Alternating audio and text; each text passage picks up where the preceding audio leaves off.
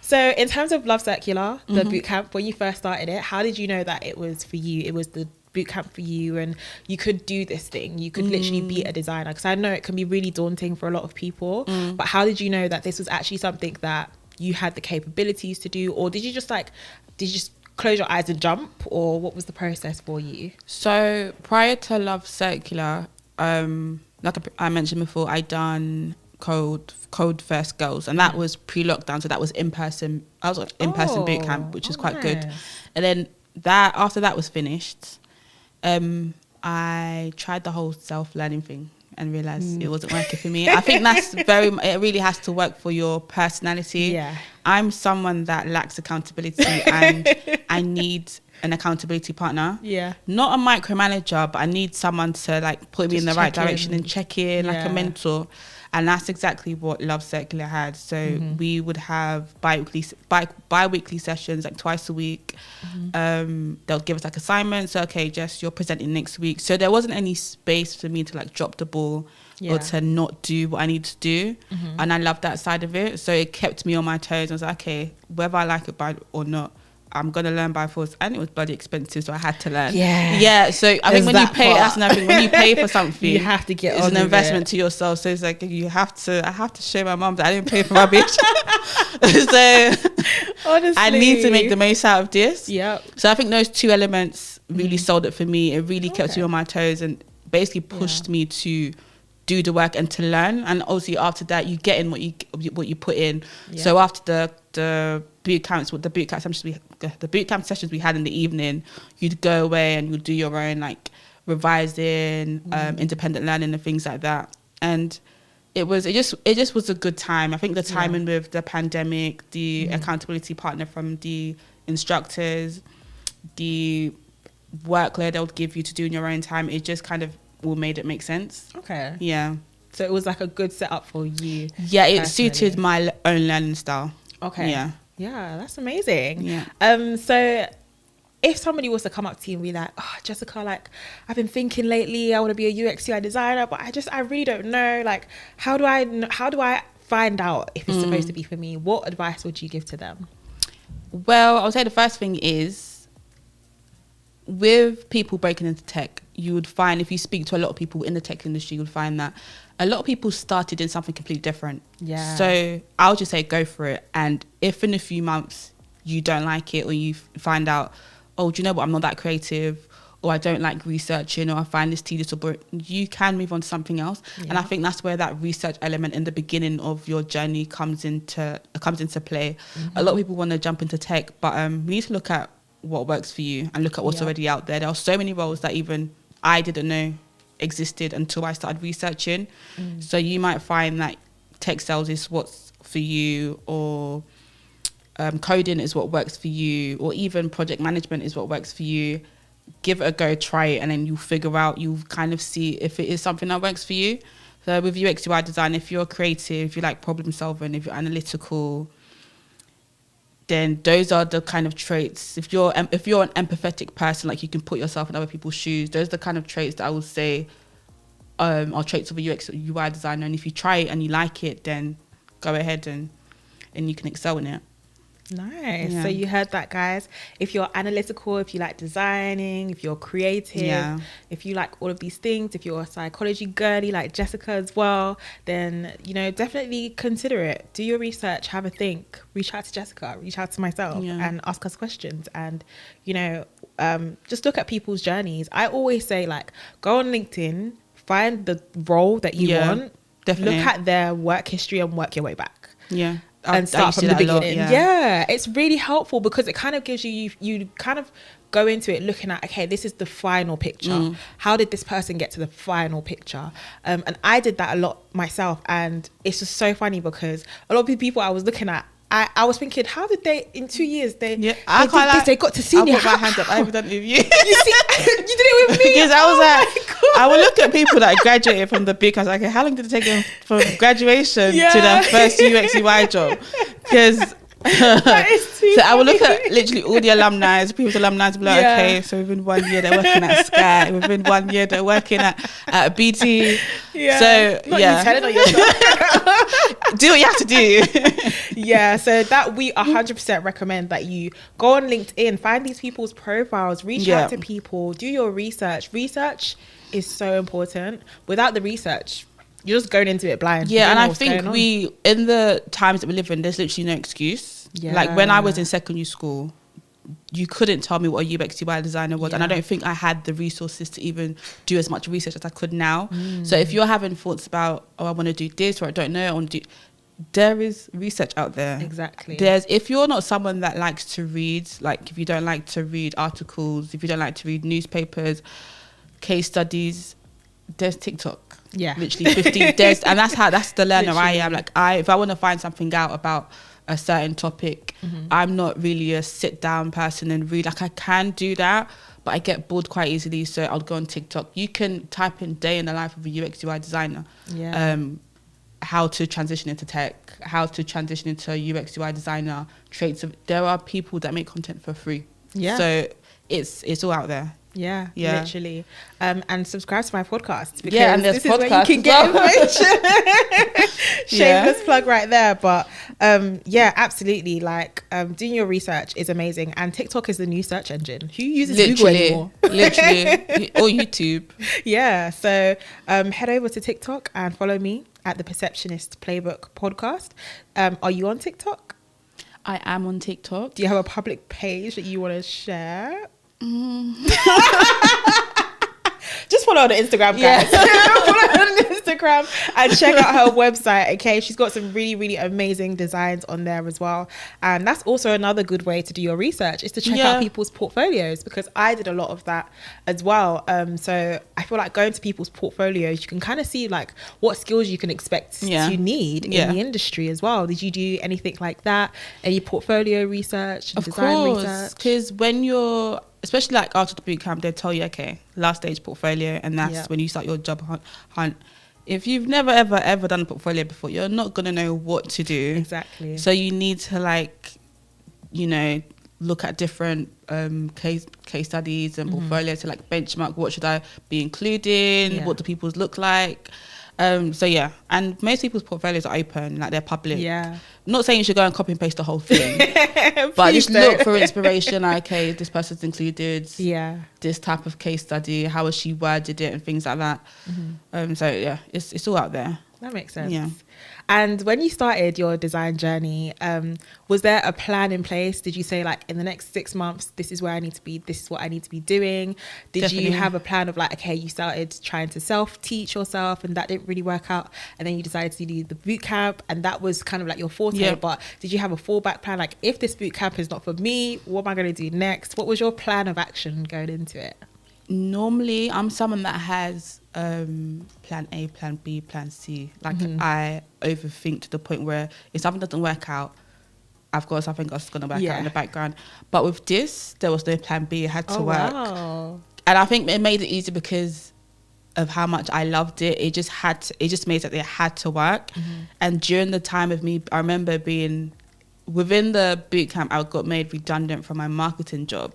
Oh wow. So it was like that even excelled me further. Like my next job, it would have been so easy for me to, okay, be made redundant, start putting applications out there for marketing, because that's the quickest way for me to gain some sort of income. But I was like, no, I'm actually going to, if it takes me 8 months to find a job, my next job has to be within tech. It has to be UX UI related.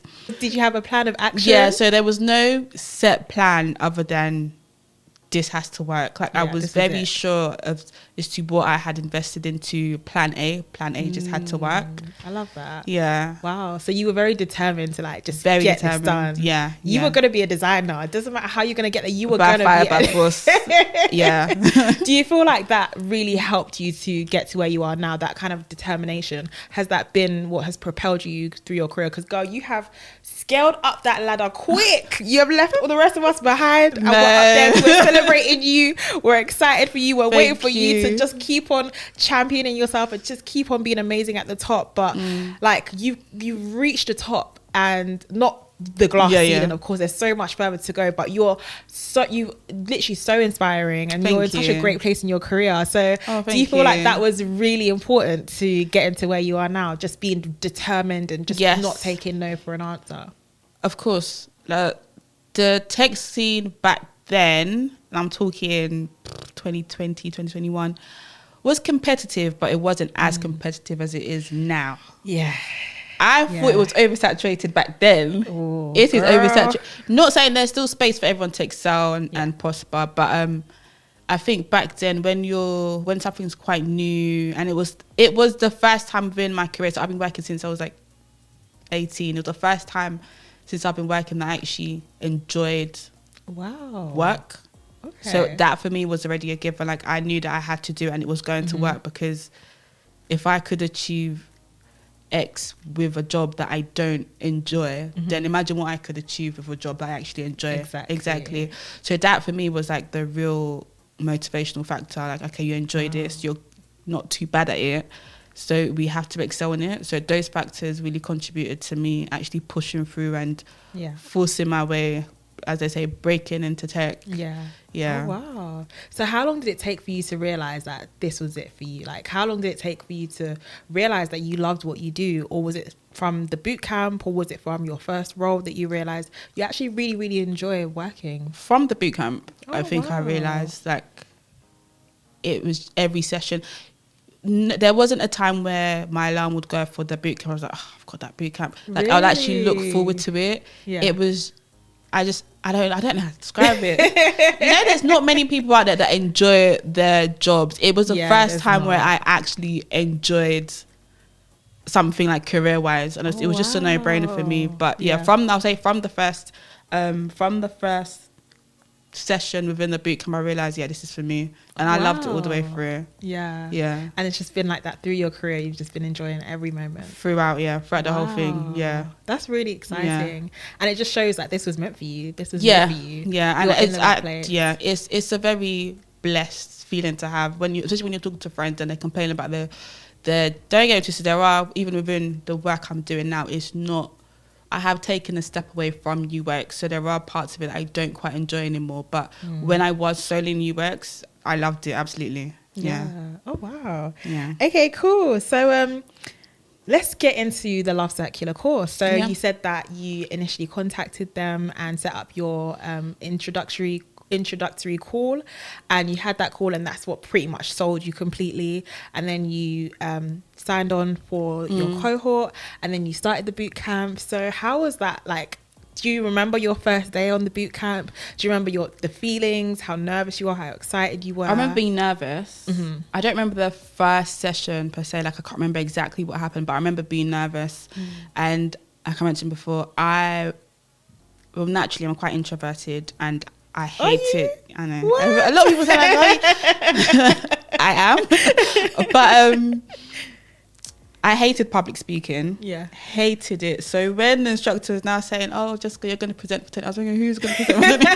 I don't even know what to say. And these are people, mind you, that you're doing the course with on a weekly basis. So you kind of have gotten to know them. But even to present to them, I'll be there like, oh, bless you. What am I doing? So, I think that's what I remember from the course, just being forced to upskill, being forced to like learn how to public speak on the go, learn how to create case studies, learn how to create presentations. I hadn't done that before my previous roles. No, those kind of responsibilities were left with different team members. So there's so much that I learned, so many soft skills that I learned that even that were outside of UXUI design that helped me in my first job role. But those are the things I remember. It seems like I done my boot camp it's been 4 years ago now. So I'm just trying to remember little bits. But while you were on the boot camp, was there anything that was like scary to you or daunting, apart from like the public speaking part? Was there anywhere in the technical side of things, like the UX research side, user interviews? Did that seem quite daunting to you? Again, coming from a psychology background, you do interviews, surveys in university. So you're interviewing people, you're recording people. That was all natural. Again, research, if you're a psychology undergrad, you'll know there's a lot of research that you have to do, that you have to include in in your what do they call it, in your courses, not your courses, in your coursework. Yeah, so those things were kind of natural to me. I didn't find them too daunting. Literally the only aspect that I found daunting was the public speaking side of things. I'm trying to think of anything else. I mean, also with that being my first introduction to UI UX, Figma was a new thing for me to learn. Oh, yes. So learning that, I remember I did try to use it prior to the bootcamp a few months before, and I opened it and closed it straight away. I think so. It just opened as just a blank screen. I was thinking, what? So you mean this blank screen is what people are using to create apps? And it makes you think, how do you guys turn this small square into this interactive thing? Yeah. And you now prototype it and everything. Yeah. It was a lot to learn. So the Figma side of things, because that was new, I'll say that's probably something I found quite daunting. Oh wow! All the Control-Z, Control-X, all of that. It was a lot to learn. And even now, there's so much that I don't know about Figma. So much. I'll see TikTok like, oh, you could do. I didn't know you could do that. I didn't know you could do that. Honestly, yeah. Oh wow! But that's where the constant learning comes in. Yeah, yeah, that makes sense. Yeah. And how was it when you started your designs? Like when you first had to show your designs to the class? How was that like? I know, because me personally, I was comparing. Yeah. And I just felt like, wow, my designs are so compared horrendous. to some people's are really bad. I was like, especially when you have you're now in the design community. Yeah. So you see all your feed is full of design inspiration, UX brainy, all these different pages. Do you know what I hated? That daily UI. Oh my God. That daily UI, I used to hate it. People that are listening, what is daily UI? How do I even explain? Okay, so daily UI in the UX community is like a challenge where each day there's something that you have to build, and it gets harder each day. And it starts with day one could be a landing page for a food website, which is quite simple, and it could be anything from maybe day 50 being a calculator. Yeah. Day 60 could be something like a whole website that you have to design. So they're daily design challenges, and you find a lot of designers that are at the beginning of their journey use that to kind of upskill and improve their design skills. I used to absolutely hate it because I would do my own design. I'm thinking, I'll see someone else design days. I was saying, wow, this is trash. Oh no. My design is trash. And that's the thing, you can't compare, but it's you'd think you designed something amazing, and I'll be like, how did they get this thing to spin until now? Honestly. So it's I used to hate that. Bootcamp? How you guys? Listen, do you ever look back at your previous designs and think, what the hell did I think I was doing? I did that recently, and I just thought so to myself, bad. And people are liking this. People say, well done, Jess, in the comments. I'm like, I said, you guys are liars. Because how? It was so, honestly, especially I feel like the common mistake new designers make is contrast ratio, having terrible contrast ratio because it looks aesthetically nice. So having white text on a light colored background, just because the aesthetic is there. Guys, please. Even me, I have good eyesight and I'm struggling. It's so really you can't bad. even imagine people that that struggle with eyesight and have all of these different exactly, and that's what makes you a UX UI designer. You have to consider those accessibility needs as well. Exactly. I think for me, my own crime was that gradient. Not the crime, but that gradient. If I look back at my previous, I was thinking, why did I think that made sense? It's just so ugly. It wouldn't make sense. I used to go to interviews with that. I wonder why I used to get rejected. I would say gradients. I used to play a lot around with gradients a lot. I feel like gradients is one of the first things you learn, and once you learn it, you just feel like it's that girl. So you just kind of want to keep on introducing it. So don't be too hard on yourself. No, they were bad. I barely use them now, but they were bad. Really? Yeah. Oh no. Okay, cool. So what were the highlights of the boot camp? What did you enjoy the most? What was the favorite parts that were made you super excited to get started in the industry? Oh, that's a good question. My highlight I think my first case study. Really? I had never done anything like that before, and the feedback from the case study just like reiterated that, okay, this is meant for you. Like I remember getting really good feedback on that. Having to break down a design, because there is a difference between a graphic designer and UX UI designer. A lot of people that go into UX UI, okay, it's good to be creative, but there's a lot more to it. So there's knowing how to create something that's aesthetically pleasing, but knowing how to break down a design analytically and to explain it and to show why you've done certain design decisions, back it up with research. That's another ball game that not everyone can do, and I think that's what makes a good UX UI designer. Even how to articulate the design, to throw in your accessibility needs, to consider different like consumer groups, things like that. Because I've never done anything like that before for design. I found that very, very interesting. It was very like thought provoking. Okay, I want to create this, but why? And what am I going to include? And why am I doing it this way? And why do I have to do it that way? It was very thought provoking. So I loved that side of it. Yeah, I've never done anything like that before. Oh wow, that's really good then, and that was a highlight for you, because I feel like having the psychology background but also being aware of like UX practices, principles, laws, things like that, they just having that kind of awareness and being taught that in the course really helps us also to shape the case study, because you can draw on those for your reasonings and be like, well, the color theory says this and that's why I did these colors in this way and used, you know, the 30, 20, 10 rule, whatever. So yeah, that's really cool. And during the boot camp, was there any point where you were like a little bit unsure? Was there any part where you were a bit frightened maybe about getting started? Was there any point where you felt under equipped maybe to get into the role? Because like I can imagine having such a positive experience of the boot camp, because I also had a really positive experience. You kind of like are like, okay, like what if the working world is not like this? Like what if it's not as amazing? I don't think I had any doubts or constraints or anything whilst I was in the boot camp. I think all of that came after. When it's time to apply. And you're seeing, unfortunately, you're thinking, oh, okay. Girl, maybe I need to that I need to actually study this in uni? Like, do I need more things on my CV? Mind you, and applying for a new job with just bootcamp experience in itself, it's extremely difficult. Like you're basically relying on an employer to take you on by chance, because you don't have any like certified background experience. So I don't think I had any doubts or anything daunting during the boot camp. I'm really selling this boot camp. So during the boot camp, but me too. I'm always shouting about it. Yeah, all my doubts came immediately after. As soon as I was finished, I got my certificate. That's when all the doubts came in. Wow, really? Yeah, it took me 7 months to transition fully. After that boot camp. Wow. So it was a long 7 months. Wow. And did you do any freelancing in that time, or did you start designing for other people when you got your first role?